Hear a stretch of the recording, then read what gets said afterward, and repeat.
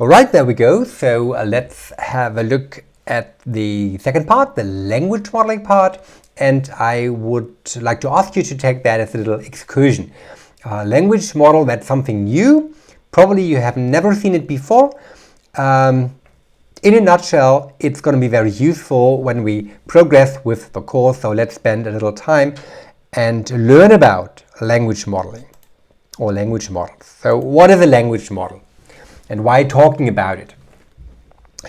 A language model is a core thing, an important thing whenever you work with text data. As I said before, this is our first contact with textual data, and I can tell you that many state-of-the-art natural language processing systems, they use or have been built upon language models in some way or the other. Language modeling is a prominent task in text analytics and deep learning based text analytics. That's a subcomponent. It's not the solution to any problem directly, but it's part of the solution to many standard NLP problems, especially NLP problems in which you want a system to generate language or text. Well, and by the by, language modeling offers a nice example to illustrate recurrent neural networks, which is yet another reason why I'll spend time on them.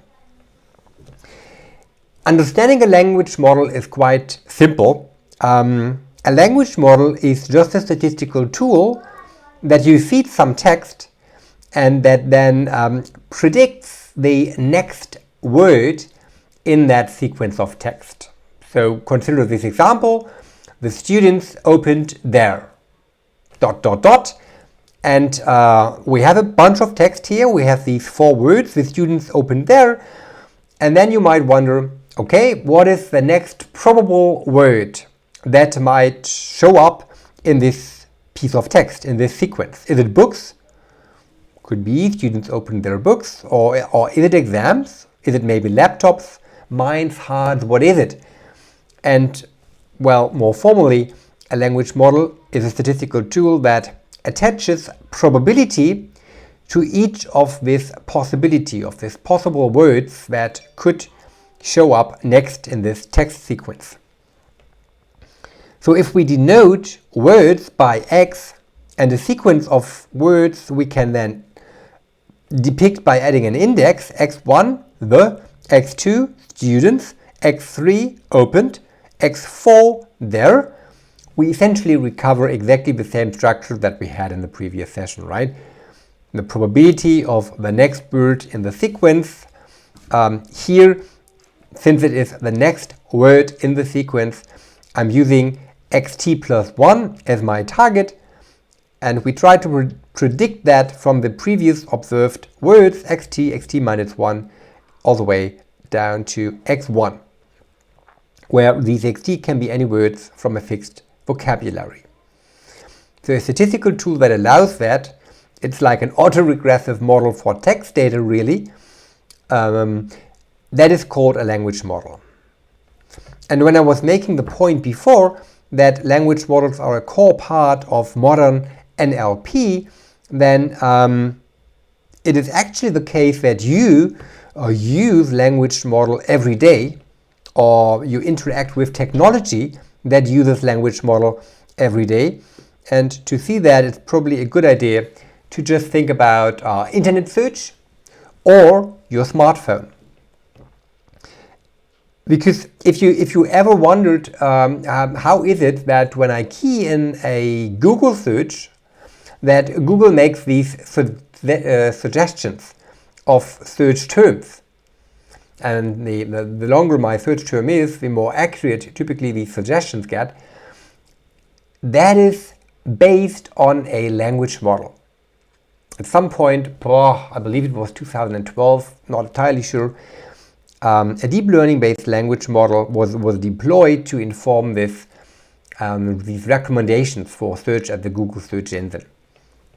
And likewise, any type of smartphone uses a language model. When you type a short message or when you type a WhatsApp, you get these suggestions based on the text that you type, what is the next most probable, most likely word, or the next 3 most likely words in your sequence.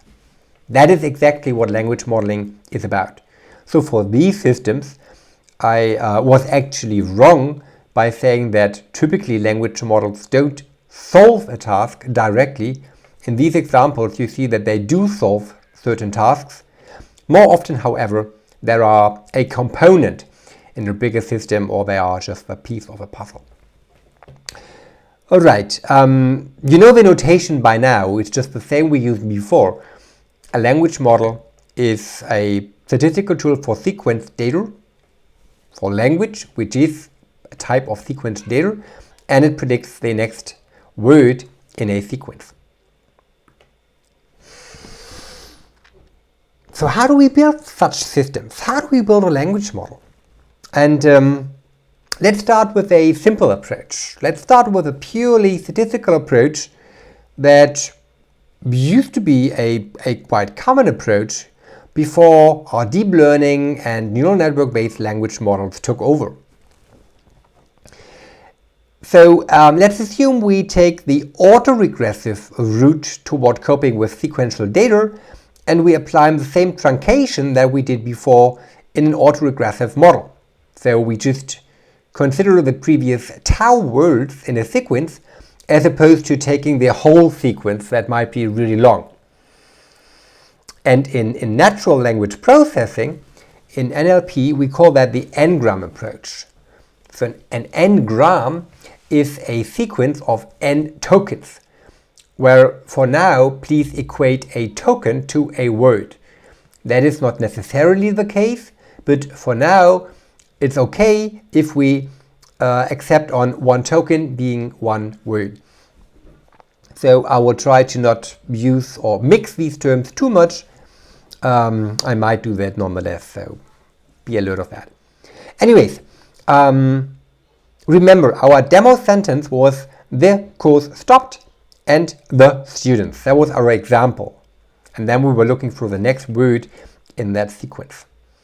So students here, the word or the token students, that would be our xt, or we could take that as our xt.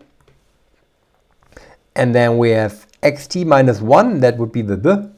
And then we have xt minus 2, which would be the and so far. And then we have our language model to predict the probability of xt plus 1 given xt,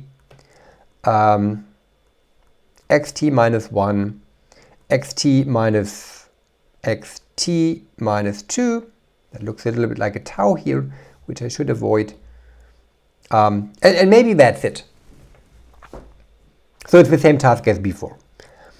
And if we consider combinations of two words, we call this combination of two words a bigram or a trigram if we have combinations of 3 words, and so forth. So, and then a simple approach to build a language model could be to just look at count statistics. Count statistics on n-gram frequency over some large bunch of text data. And a big piece of text, a big pile of text, or a database of text we call a corpus. A corpus, you see that here, a corpus is nothing but a database of text data. Database of text. It's not called a database if it's text data, there we call it a corpus. Let's consider the example of a trigram approach to our language modeling problem here. The course stopped and the students. So a trigram approach would mean that we set tau, this parameter that we've been using before, to 3, and then predict the next word in that sequence, the purple part here, the 3 purple question marks, considering and the students. That's our trigram, that's our input sequence of length 3 that we could consider in order to predict the next word. And then one way to do that would be to look at count statistics of and the students, our trigram, followed by xt over the count statistics of and the students as often as it occurred in our corpus. And doing that for every possible xt gives us a probability of xt being the word that follows the trigram and the students. Just to make sure, since we haven't worked with text data before, and probably you haven't worked with text data before, let's run a little example of that. We will use this approach in order to generate text. Sounds sophisticated. We are about to build a language model that generates text like a chatbot. Don't get overexcited though. And there is a blog, nlpforhackers.io, where you can play around with that yourself. And it's surprisingly simple. They use as their corpus the Reuters corpus on business and financial news. And that corpus, that database, has approximately 1.7 million words underneath. So, reasonably big pile of text data. And let's say we consider a bigram approach. And our bigram is today and the. So we condition on this part, today, the. And then we work out the relative frequency of today, the, in our corpus, in all these financial news in the Reuters corpus. And we work out the counts of today, the, and one more word. And let's assume as our result we get for the 5 most likely subsequent words, company, bank, price, Italian, and emirate, these probabilities that you see here illustrated. So these values are the relative frequency of today, the company, in our corpus, divided by the relative frequency of today and the. Well, or likewise just dividing the counts, right? Just doing this simple calculations here. And the students followed by xt over and the students, divide these counts. This is how we came up with these probabilities. And we already observe one of the problems here. It's called the sparsity problem. If you try to picture text in your head, the probabilities might not exhibit much variance or too much variance, simply because it's reasonable to assume that there are certain words like here bank and company, today the bank, they just show up with roughly the same probability in a financial corpus. So the granularity of our probability distribution might be somewhat limited, which is a bit unfortunate because, well, we would like to see a clearer signal of what's probably the next word in that sequence.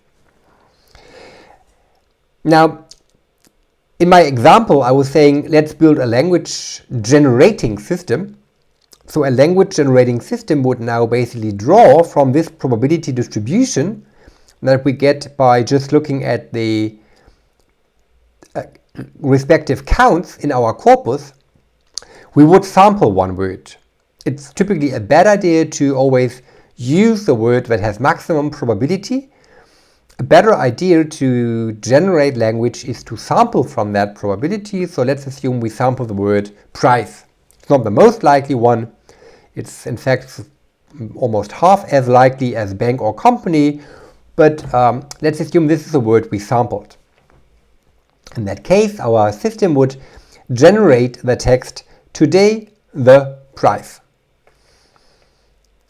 And then we would continue. So once we generated this word, we would basically shift our window forward and condition now on the part the price, going back to the corpus, finding the count of the price and finding the count of the price followed by any other word in the vocabulary, and maybe we get this probability distribution, or these top 5 most likely words, and sampling from that probability distribution we would probably pick the of. And so we continued our sentence by one more word, getting today the price of, and we obtain a new part to condition on. Now it's price of, we go back to our corpus, we count the number of occurrences of the bigram price of, and we count the number of occurrences of by of followed by one more word, and get the probability distribution exemplified on the slide. And then maybe we sample gold to get today the price of gold, and this is how we could continue to generate text. And if you do that, here is an example of the text that was generated by a language model that functions in exactly the way I was describing it, using this Reuters corpus. So the output that they got in their demo here on this blog is today the price of gold per ton, while production of shoes lasts and shoe industry. The bank intervened just after it considered and rejected an IMF demand to rebuild depleted European stocks, etc., etc. So intuitively that doesn't sound too good.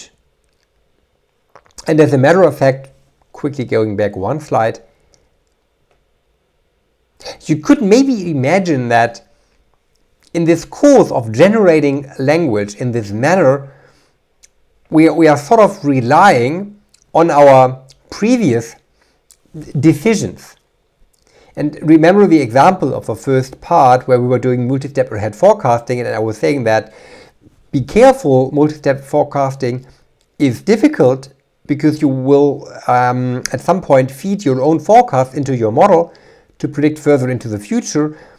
In natural language generations, we do something alike. We also generate text, picking words from a vocabulary, and at some point we just keep relying on the text we picked before. And you see that here, where we always condition on the previous 2 words, including words that we previously sampled from our probability distribution.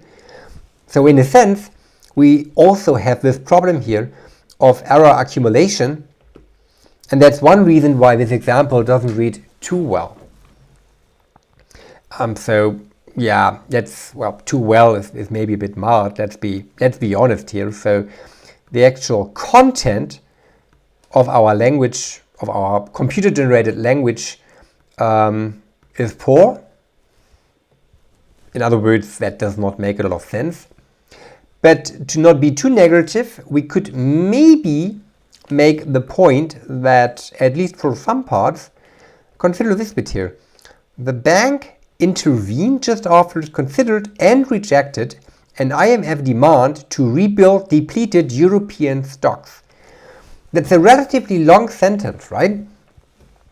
And given that it's a relatively long sentence, it's maybe remarkable that the grammatical structure, the grammar, that's actually quite okay. That's quite okay, isn't it? Looks pretty good. So even with this simple count-based approach, it's a count-based language model, we get a reasonably okay result from a grammatical point of view. Okay, fair enough, you would not want a computer that is only able to utter words that are grammatically correct but does not make any sense. Nonetheless, that's maybe remarkable. And in general, we will continue to distinguish these 2 perspectives. The syntactic perspective of language and text, and the semantic perspective, the meaning of the text. Getting a model to understand syntactical patterns is typically easier compared to getting a model to understand semantics. Today, however, the models we have access to, they are pretty good at both. astonishingly good actually. All right, so that was our first count-based language model, and we can use this example to pinpoint some problems. One problem is sparsity. We are working out these counts, and it could be that either the nominator or the denominator, or things are really bad, both of them, never occurred in the data set. So it could be that you face a sequence and the students of text and want to predict the next word, but you've never seen this sequence and the students before in your corpus. So what would be this count here? Or likewise, well, you could have the same problem with the nominator, and clearly that will not go too well. And in fact, the problem gets worse if you increase the window, the parameter n here, which is the number of words that you consider and that you're conditioning on. That's one problem. Another problem is a computational one.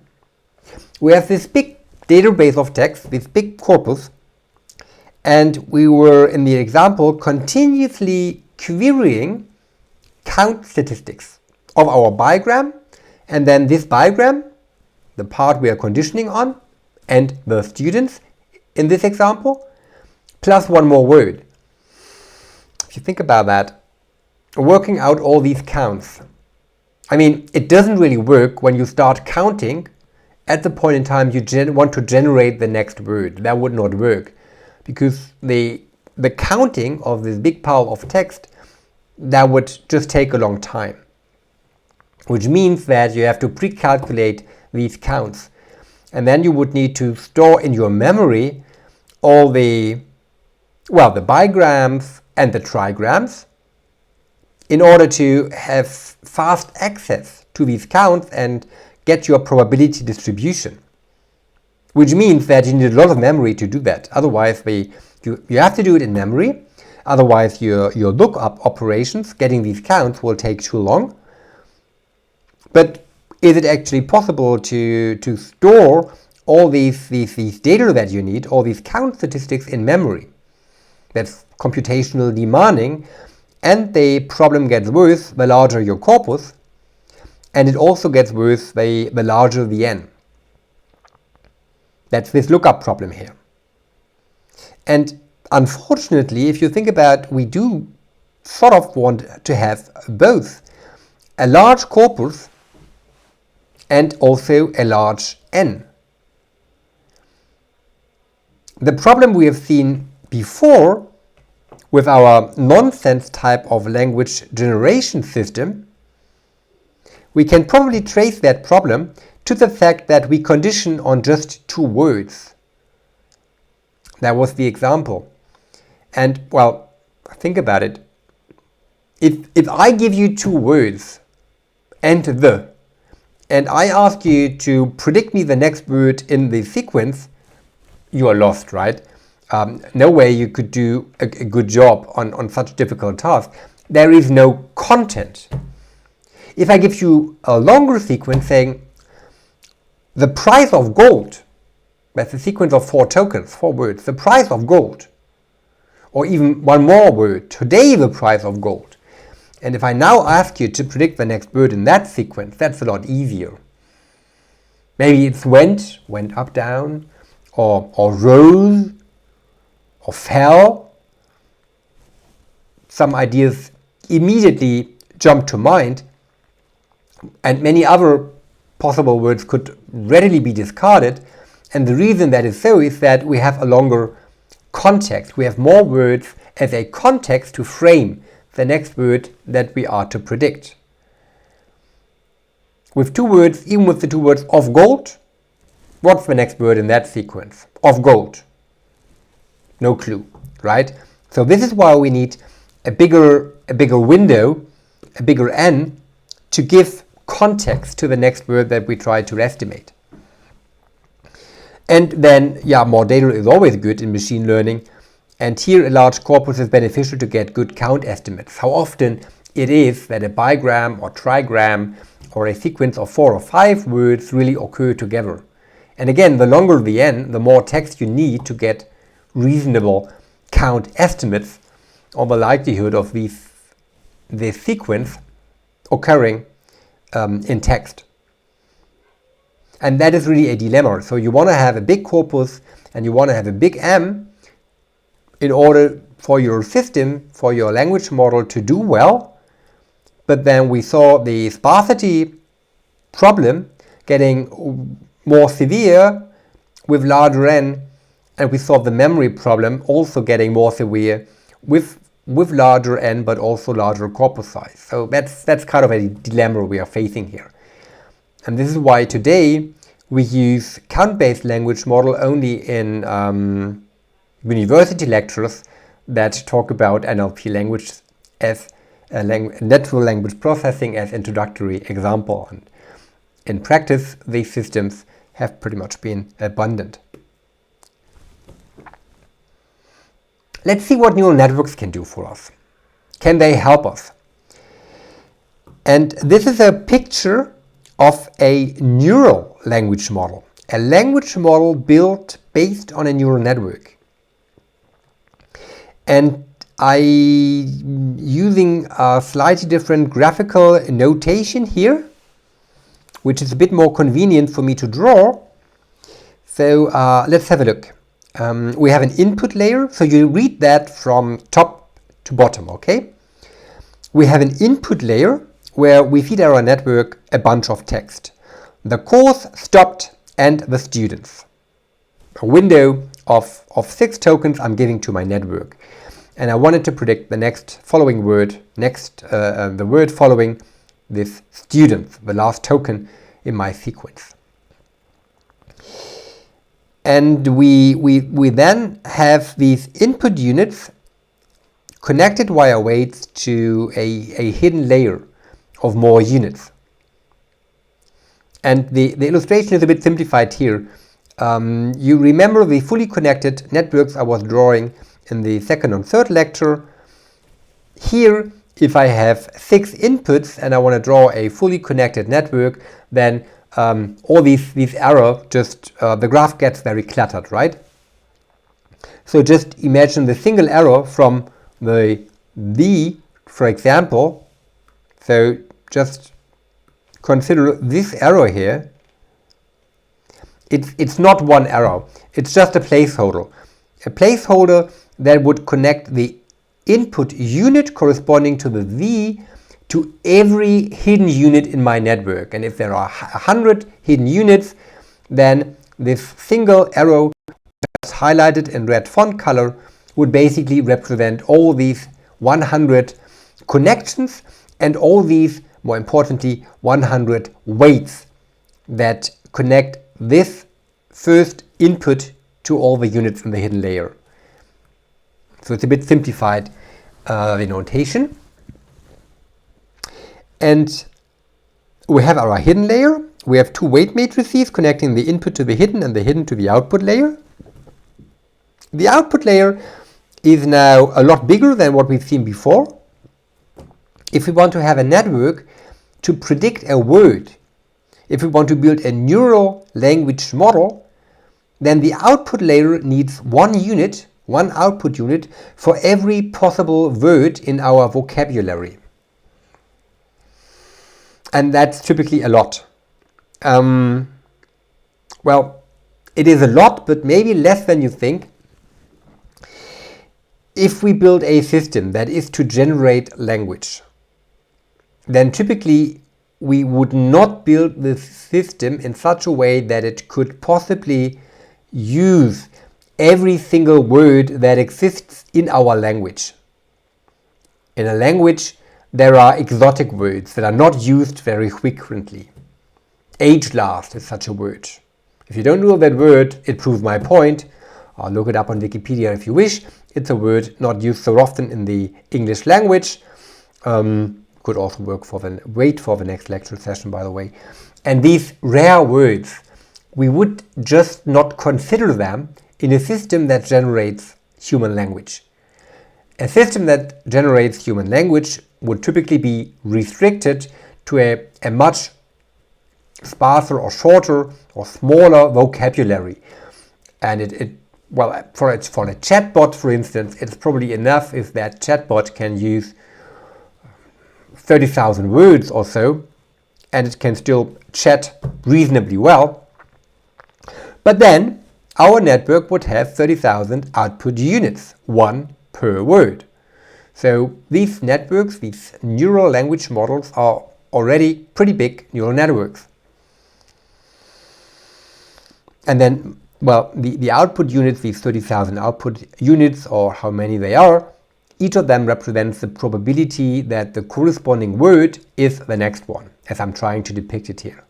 So one output unit could represent the word laughed, and another could represent the word cried, and two more could represent the words applauded or bowed. And each of these words would, after, once we train the network and we feed it some data, each of these output units would have a certain probability. I didn't draw it, but there would also be a softmax layer somewhere to ensure that the final output that we get from this neural network sum up to 1, and then we have a very nice probability distributions over the words in our vocabulary. And this is how we can build a neural language model. There is one bit I have left out, but it's mentioned here. The light blue nodes, these guys here. We haven't talked about how the words that we feed our neural network, how the input tokens are actually represented. And I don't want to do it right now. We'll do it later. So for now, just accept that we can represent a word as a vector, or simply as a number. Let's say we can represent a word as a number, and then we feed our neural network these numbers. And the specifics are left for later. And in terms of the terminology, we call this mapping from a word to a numerical representation of that word an embedding. And an embedding layer in a neural network is a layer that is responsible of mapping words to numbers. So for now, we can map words to numbers, and then we have numeric data, so we have just input data for our neural network. And indeed, we can nail down some advantages of this neural language model compared to the count-based one. First of all, we have no storage problem. We need to store these two weight matrices.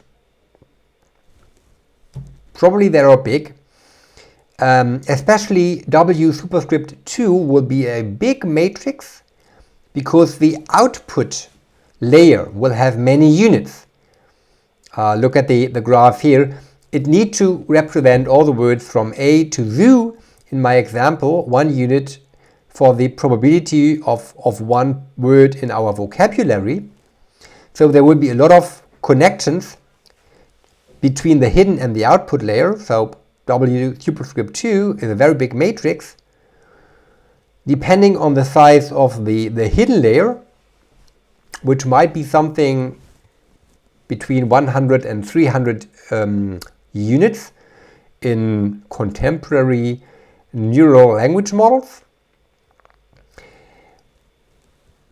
There are also a large number of weights in W superscript 1, less though than in the other one, because normally we would not have too long an input sequence. In my example here, we are feeding the network 6 words. So the input layer is not too big.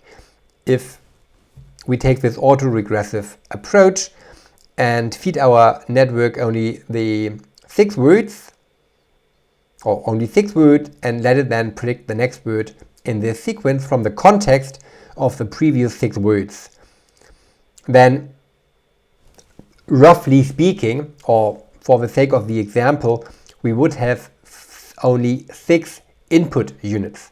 That is inaccurate. In practice, we have more. But nonetheless, the number of words, the length of our sequence at the input side would be a lot less compared to the output, where we need the whole vocabulary, all the words we want to possibly predict.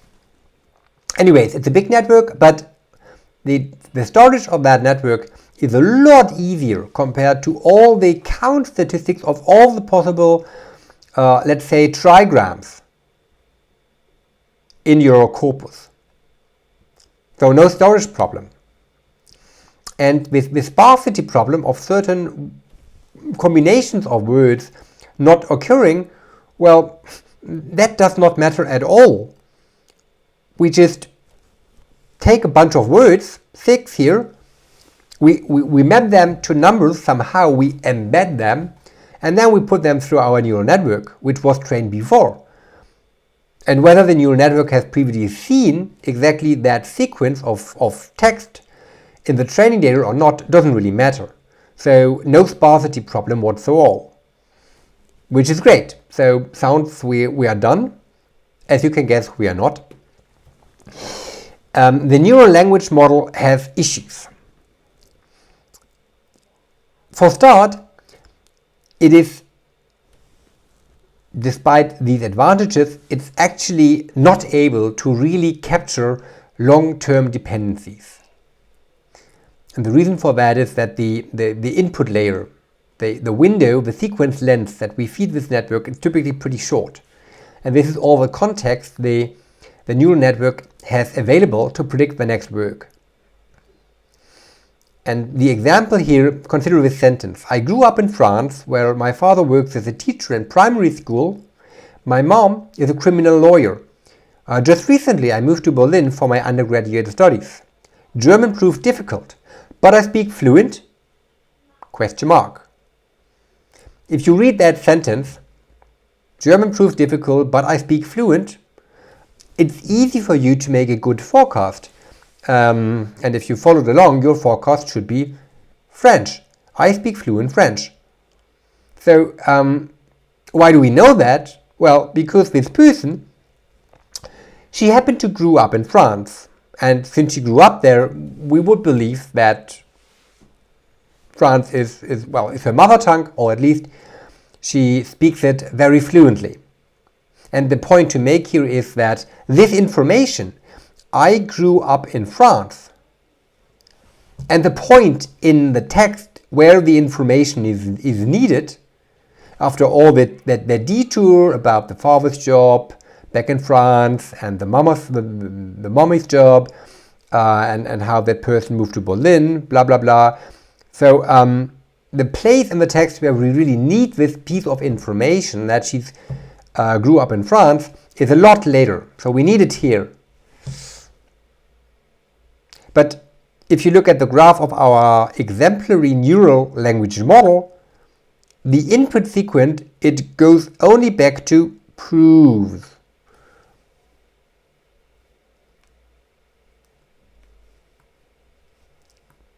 We only have this context, prove difficult, but I speak fluent. And I mean, to be fair, it's a pretty hard task for our neural network to take this context and then predict the word French. And that is a problem. Of course, in theory, we could just extend the input window. That would be a remedy. But then that's not so easy numerically, because the longer this input windows, we amplify the number of parameters that we have in the neural network. We will further complicate the training of these weights. Training will be slower. We probably would need a larger corpus again. And also, I mean, this is a stylized example where for predicting the next word, I need information from the far past, from long ago, to make a good predictions. In other sequences, in our input sequences, in our context, I might not need it. Let's consider another part of this example. Father works as a. Or, well, for the sake of the example, we have 6 words. A, as, works, father, my, where. I'm using green for this example. Where, my father, my father works as a. If we have this context, my father works as a, it's pretty easy to come up with a forecast of the next word with very high probability the next word is any type of employment, which compared to the entire vocabulary that we have access to or that we work with, knowing that we are seeking a job description narrows down our search a lot, right? My father works as a. All the prepositions in our language, we can just rule them out. Verbs, is it possible that a verb will follow? No, that's not possible, right? Any verb we can probably rule out as well, or at least assign it very, very low probability. No, we are looking for a job description here. So it's pretty easy, a task, or relatively easy, a task, and we don't need the context to be longer than these 5 words. My father works as a. In fact, works as a is probably already indicative enough to predict some employment. So by making the input window too long, in order to equip the network with an ability to capture long-term dependency, we might have to cope with many irrelevant inputs. Some more problems with our neural language model. There is no parameter sharing. Now, what does that mean? Imagine we feed the network 2 sequences of text. Proves difficult, but I speak fluent. And in another case, we feed the network the text, I speak fluent French due to. We have this sequence, I speak fluent, reoccurring. But in the first example, it appears at the end of the sequence, and in the previous example, it appears at the start of the sequence. And now I need to count on your imagination a little bit, and of course your familiarity with feed-forward neural networks, and you having carefully watched previous videos and worked through the examples and read all the literature that I was recommending, etc. If you try to disentangle what is going on here, we will map the words to numbers. But for now, we just equate one word to one input unit. And we know that an input unit has many connections to the hidden layer, and that these connections are weighted. And if we just, for simplicity, right? I'm being a bit generous here and allowing myself some inaccuracy, but we will resolve that later on. If we just assume, so that is one input unit for now. We assume this were one input unit. And again, for the experts among you, it is not. You know it, I know it, it doesn't matter. For now, we take that as an input. So this is my single input unit. And we have all these connections to the hidden units in the hidden layer with all their weights. And any input that shows up here receives the same set of weights. No matter what word shows up here, it's always the same set of weights. Which means that the words have different weights depending on where in the sequence they occur. So the hidden layer activation that results from I speak fluent in the first example could be entirely different from the hidden layer activation of I speak fluent in the second example, because the same words show up at different parts in that sequence. And I think this is clear if you just remember how neural networks work and make this simplifying assumption that one word has one input unit, or a word is the feature value of one input unit. The word fluent is the feature value of xt, and that input here is the one input unit for xt, and then fluent is just the feature value. Fluent is the feature value of xt in the first example, whereas the feature value of xt in the second example is 2. But the parameters, the weights on the connections of this input unit are just the same. So information that was learned about a subsequence, like I speak fluent, essentially this information is lost, or at least it will not transfer from one sentence to the other if the subsequence occurs at different places. Yeah, and also that sounds maybe a bit confusing, having just elaborated on this issue with the lack of proper parameter sharing. This neural network also has no proper notion of word order, which obviously in language is a problem that we need to remedy. Because consider the sequence I do and the sequence do I. Same words with entirely different semantics. And in order to understand these different semantics, a language model needs to have a sense of word order. And for this type of architecture, using the feed-forward neural network, it's hard, it's in fact impossible to maintain a proper notion of word order. And from that we can define some desirable features for a language model or a neural language model, some desiderata, which is that we want to be able to track long-term dependencies if they exist. That would be nice. Remember the example with I speak fluent French. We want to maintain information about word order. We want to have something like this parameter sharing across sequences, that the same words share parameters no matter where they occur in a sequence. And related to this long-term dependency issue, wouldn't it be nice if we were able to handle input sequences of varying length? Because then we would be able to use a shorter window whenever that is enough, but extend the window when needed, when there is a longer term dependency. Now, to be fair, handle variable length sequences is something that's quite hard.